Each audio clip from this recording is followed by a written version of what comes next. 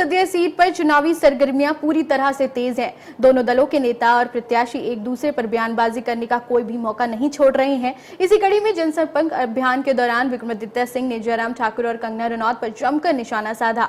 विक्रमादित्य सिंह ने कहा कि कंगना हर मंच से कह रही हैं कि आज तक प्रदेश में कांग्रेस ने कोई भी विकास कार्य नहीं करवाए हैं। उन्होंने तंज कसते हुए कहा कि कंगना को डायरेक्टर साहब जानबूझकर गलत स्क्रिप्ट पढ़ा रहे हैं, तभी कंगना को कांग्रेस के द्वारा किए गए कार्य नजर नहीं आ रहे हैं। आज अगर मंडी के अंदर देव सदन का निर्माण हुआ है, आज अगर कुल्लू के अंदर देव सदन का निर्माण हुआ है, आज अगर हमारे सैकड़ों मंदिर के जीर्णोद्धार के लिए अगर पैसा किसी ने दिया तो कांग्रेस पार्टी की सरकार ने दिया है। आपको ये विकास क्यों नजर नहीं आता? इसके लिए तो आपको अपने डायरेक्टर साहब को पूछने की आवश्यकता है। आपकी स्क्रिप्ट ही गलत है, आपकी स्क्रिप्ट ही गलत है, क्योंकि डायरेक्टर साहब आपको गलत स्क्रिप्ट पढ़ा रहे हैं। वो चाहते ही नहीं है। आपको अंदर की बात बता रहा हूँ, अंदर की बात बता रहा हूँ।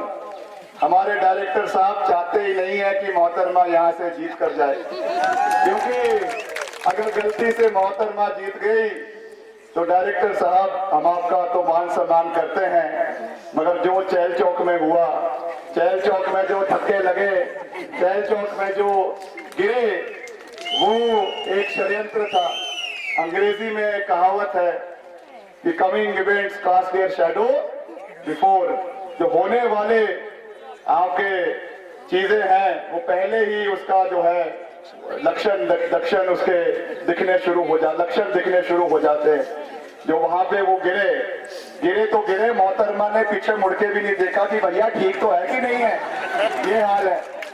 तो ये अंदर खाते में आपको आज बोल रहा हूं कि भाजपा के अंदर भी जिस तरीके की आग लगी हुई है, आज भाजपा के अंदर के लोग भी ये कह रहे हैं कि 4 जून आए और मोहतरमा से हमारा पीछा छूटे, ये वापस बंबई जाए।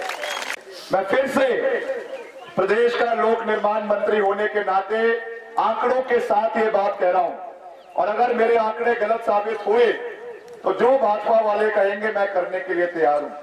300 करोड़ रुपए से ज्यादा इस आपदा के दौरान में केंद्र ने हिमाचल को सहयोग नहीं दिया, और ये 300 करोड़ भी वो था जो एनडीआरएफ में, एसडीआरएफ में, ये पैसा वैसे भी हर साल हर राज्य को मिलता है, ये हमारा अधिकार है।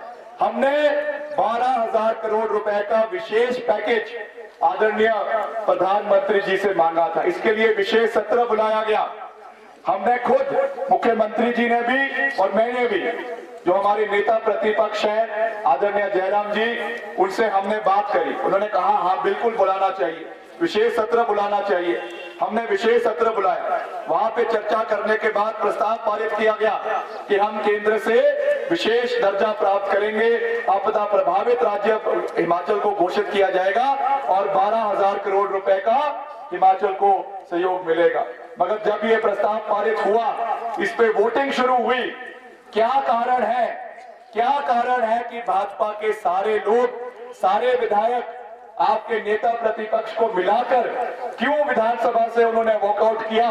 और उस समय जब सबसे ज्यादा जरूरत हिमाचल के लोगों को उनकी थी, मंडी के लोगों को उनकी थी, उन्होंने वहां से पीठ फेरकर जो है सदन से बाहर चले गए। ये असली सच है, और मैं जो कहता हूं आंकड़ों के ऊपर कहता हूं, तथ्यों के ऊपर कहता हूं। ये सच है जिसका जवाब आज आदरणीय जयराम जी को और सब हमारे जो भाजपा के विधायक हैं उनको मंडी की जनता को देना पड़ेगा।